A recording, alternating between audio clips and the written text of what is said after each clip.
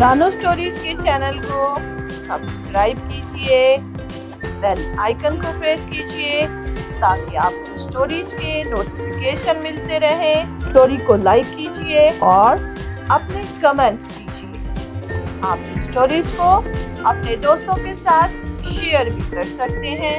अस्सलाम वालेकुम। आज सुनेंगे आप एक पोएम। ये बात समझ में आई नहीं और अम्मी ने समझाई नहीं, मैं कैसे मीठी बात कर जब मैंने चीनी खाई नहीं। ये चांद भी कैसा मामू है जब अम्मी का वो भाई नहीं। ये बात समझ में आई नहीं और अम्मी ने समझाई नहीं। क्यों लंबे बाल है बालू के, क्यों इसने टिंड कराई नहीं। क्या वो भी गंदा बच्चा है या जंगल में कोई नाई नहीं। नानी के शोहर तो नाना है और दादी के शोहर दादा है, क्यों बाजी के शोहर बाजा नहीं। ये बात समझ में आई नहीं, अम्मी ने समझाई नहीं।